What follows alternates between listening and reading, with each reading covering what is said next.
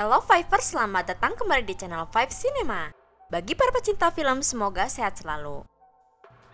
Masih bersama Mimin Uwi yang ludah jelita. Di episode kali ini saya akan membahas alur cerita filmnya. Kali ini saya sudah merangkum film yang berjudul Killer Elite yang dirilis pada tahun 2011. Di tengah misi, Danny terluka gegara perhatiannya teralihkan usai menyadari bahwa ada anak dari targetnya yang menyaksikan aksi pembunuhan itu. Peristiwa itu kemudian menjadi trauma tersendiri untuk Danny. Ia pun pensiun dan kembali ke Australia. Beberapa bulan kemudian, Danny mendapat panggilan ke Oman guna bertemu agent. Ternyata Hunter gagal menjalankan misi senilai $6 juta. Danny pun diminta melanjutkan misi tersebut. Jika ia gagal, maka Hunter akan dieksekusi. Lalu bagaimana kisah selanjutnya?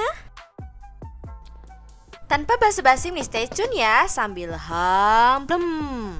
Ini dia alurnya. Killer Elite.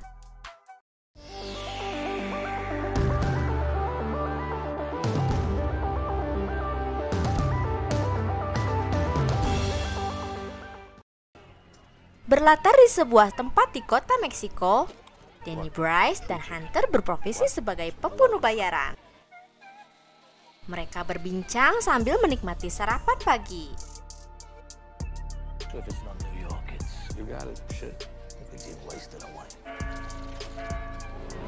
Masih di tempat yang sama, dua teman Danny yakni Meyer dan Davis menjalankan misinya terlebih dahulu dengan mengintai pimpinan kartel dan meledakkan salah satu mobil pengawal tersebut.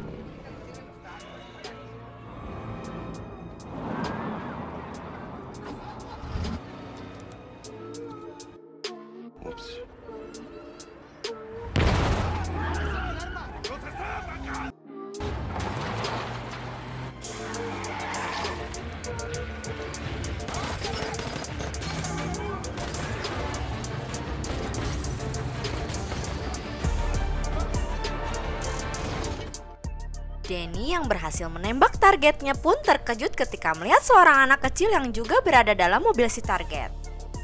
Akhirnya sebuah tembakan pun melayang ke bahu Danny. Hunter pun datang menyelamatkan Danny. Di tengah kerusuhan mereka berhasil kabur. Di perjalanan Danny pun memutuskan untuk berhenti dari pekerjaannya tersebut.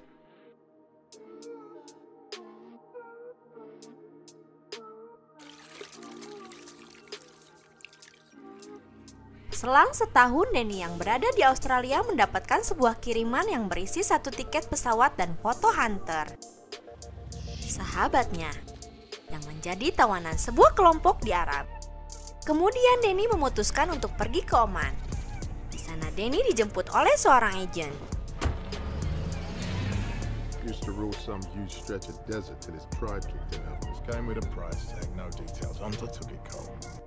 Danny diberi misi untuk ia selesaikan. Dengan begitu, Hunter bisa dibebaskan dan membawa pulang uang sebesar $6 juta.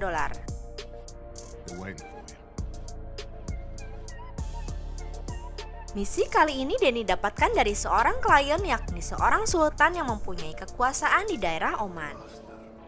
Ia kehilangan 3 putra kesayangannya yang dibunuh di tengah-tengah perang.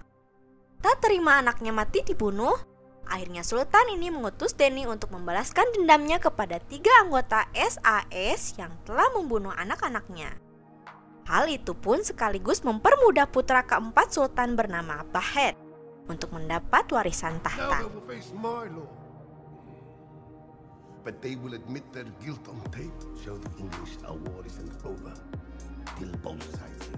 Kemudian Danny meminta kepada Sultan untuk bertemu dengan Hunter di ruang tahanan.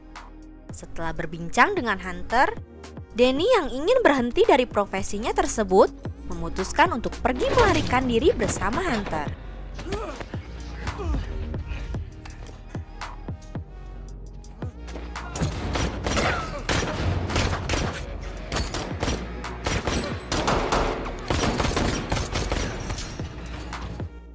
Tapi sayangnya Bahed dan kawanannya menghentikan upaya mereka untuk kabur.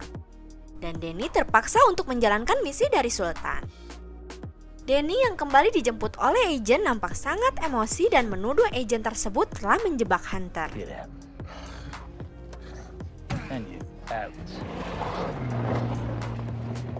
Danny pun pergi menuju Paris. Danny kembali menemui temannya, Davis dan Meyer. Davis memperingati Danny agar berhati-hati menjalani misi tersebut. Belum lagi aksi balas dendam ini harus mereka jalankan dan terlihat seperti kecelakaan. Kemudian Danny mengajak Davis dan Meyer untuk ikut menyelesaikan misi tersebut dan memberikan $6 juta untuk mereka berdua. Target pertama tertuju kepada salah satu pasukan sultan bernama Stephen Douglas Harris. Kembali menuju Oman, Danny dan Meyer mengintai pergerakan Harris yang kembali ke penthouse-nya.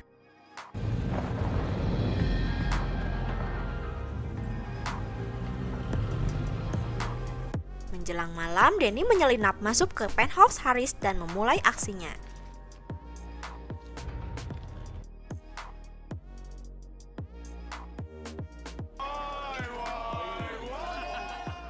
Sementara itu, Davis yang berada di bar dan menyamar sebagai anggota SAS pun mencari informasi seputar Murbad. Seseorang di klub tersebut akhirnya melaporkan kejadian tersebut ke Spike, mantan anggota SAS. Kini kemanapun Davis pergi, dia selalu dibuntuti oleh salah seorang mantan anggota SAS. Lalu Spike mengadakan pertemuan dengan mantan para petinggi SAS. Mereka masih menjalankan misi secara ilegal dan memerintahkan bawahannya untuk terus mengintai pergerakan Davis. Davis kembali ke Oman bertemu Danny dan Meyer. Ternyata di sana mereka juga diawasi oleh seseorang. Tapi mata elang Danny mengetahui kalau mereka telah dimata-matai. Danny dan teman-temannya pun berusaha mengejar mata-mata tersebut.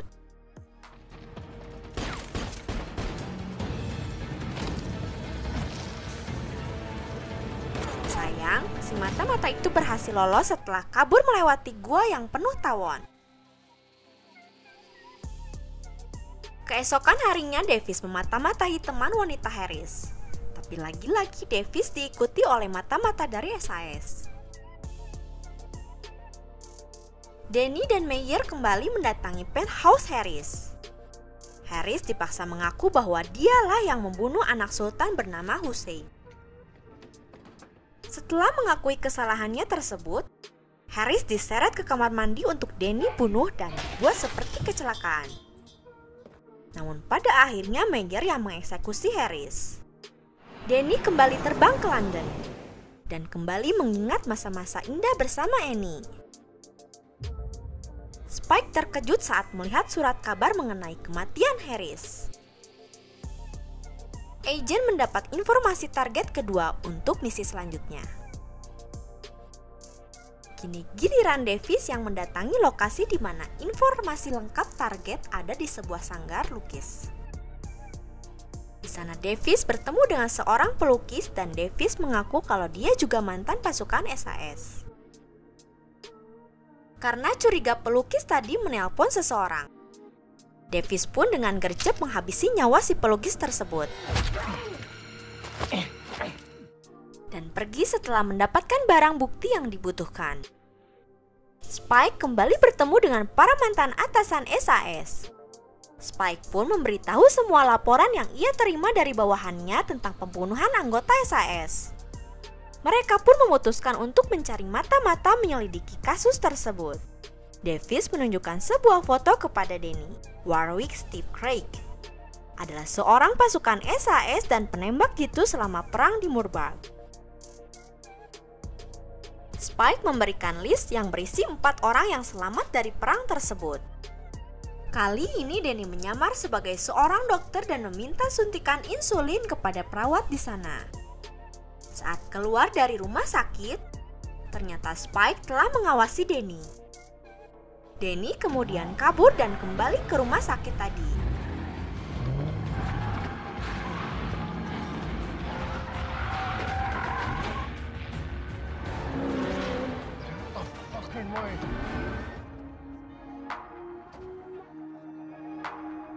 Spike yang masih mengejar Danny, tiba-tiba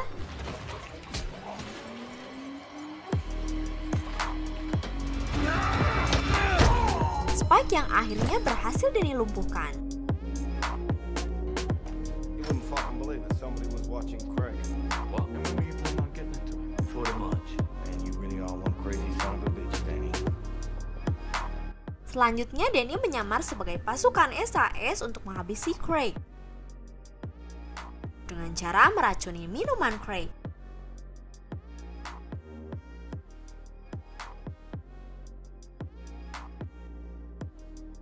Come on! You only got half the dance!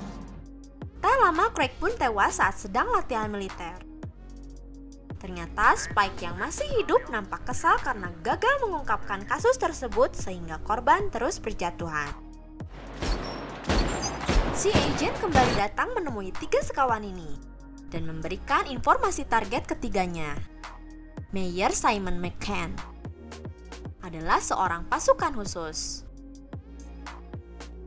Saat Danny dan Davis sedang mengintai Simon, tiba-tiba Spike muncul dan memilih melanjutkan untuk mengikuti Spike. Ketika sampai di tempat tinggal Spike, Danny bertanya kepada 2 anak kecil. Lalu Danny, Davis, dan Mayor melanjutkan misi berikutnya. Kali ini Davis menyamar melalui panggilan dan menghubungi Simon untuk menawarkan pekerjaan. Seorang pria bernama Midweek yang juga seorang pengawas organisasi SAS bertemu dengan salah satu mantan atasan organisasi tersebut. Spike meminta kepada organisasi ini untuk melindungi Simon, yang diketahui sebagai target berikutnya.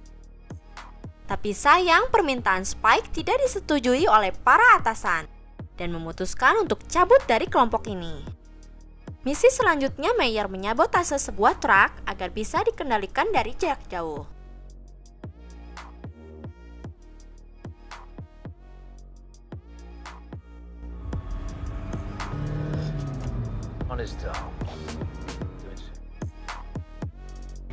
Lalu mobil truk ini menghadang laju mobil Simon.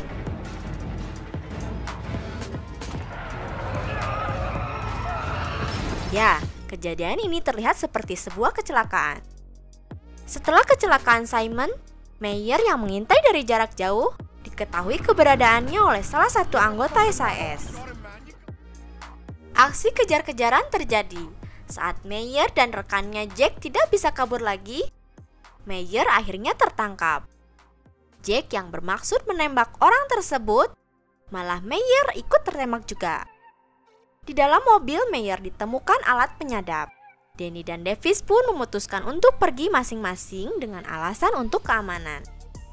Nampak Spike yang emosi karena telah gagal menangkap Danny. Davis yang berada di hotel bersama teman wanitanya tertangkap oleh anak buah Spike. Saat Danny akan pergi, Danny mendengar bahwa Davis telah tertangkap.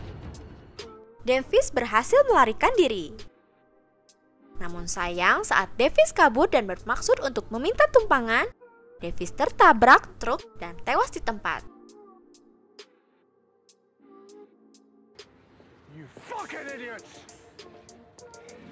Spike yang kembali ke rumahnya terkejut saat melihat Danny ada di rumahnya.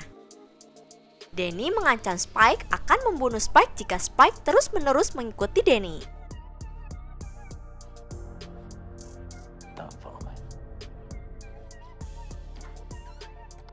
Setelah misi selesai, Danny kembali menemui Sultan dan meminta Sultan agar Hunter dibebaskan. Akhirnya Danny pulang dan bertemu Annie. Annie yang masih kesal karena Danny tak berkabar akhirnya mau memaafkan Danny. Spike yang akhirnya mengetahui aksi Danny dan untuk siapa dia bekerja, menghubungi Danny dan mengancamnya. Ternyata Danny salah membunuh target ketiga.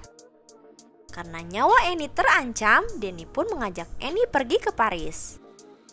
Selagi dia menyelesaikan misinya tersebut, Hunter pun diminta Danny untuk menjaga Annie. Sebelum Danny menemui Buckhead, Danny telah terlebih dahulu menghabisi para pengawalnya. Buckhead mengungkapkan fakta kalau pembunuh kakaknya Hussein itu bukan Harris. sebagaimana dicatat di buku biografi yang ditulis oleh Alex Will. Danny pun menyangkal kalau itu bukan kesalahannya. Dia hanya menjalankan perintah dari atasannya. Danny akhirnya menemui agen untuk mengetahui informasi tentang target yang sebenarnya. Tapi Spike diam-diam menyadap kantor agen tersebut dan merencanakan pembunuhan Danny. Ketika seorang pria memakai pakaian serba hitam yang diketahui sebagai Danny masuk ke dalam ruangan, tiba-tiba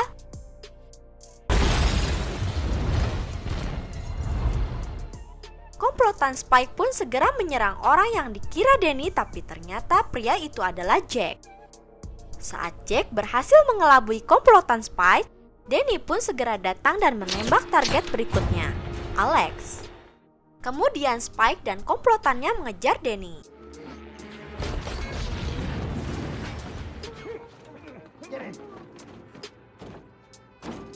Danny yang ternyata tidak membunuh Alex dan hanya menembak dengan peluru palsu, diinterogasi oleh Spike.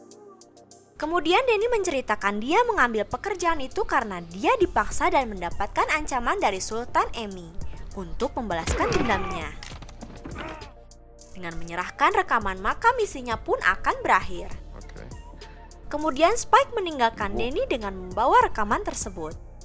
Tapi seorang dari SAS mencoba menghentikan Spike dan mencoba melenyapkan nyawa Danny juga Spike. Spike berhasil menembak orang SAS itu, dan Danny pun berhasil melarikan diri dari Spike.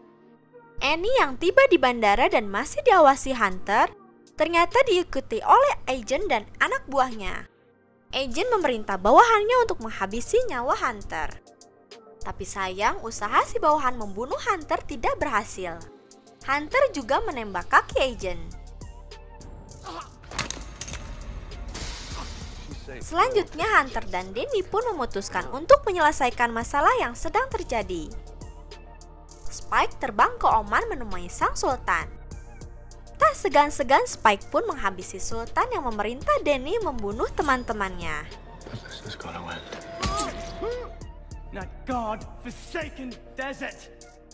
Dan membawa lari koper berisi uang yang seharusnya diberikan kepada Danny. Aksi kejar-kejaran antara Danny dan Spike pun terjadi. Sampai akhirnya Hunter menghentikan laju mobil Spike dengan menembaki ban mobilnya. Hunter mengambil sedikit uang dari koper tersebut dan memberikan sisanya kepada Spike. Di akhir film, akhirnya Danny bertemu kembali dengan Annie, teman masa kecil yang juga kekasihnya kini. Tamat. Oke, sekian alur cerita episode kali ini. Terima kasih sudah menonton. Jangan lupa like, share, komen, and subscribe. Sampai jumpa di episode selanjutnya. Bye-bye.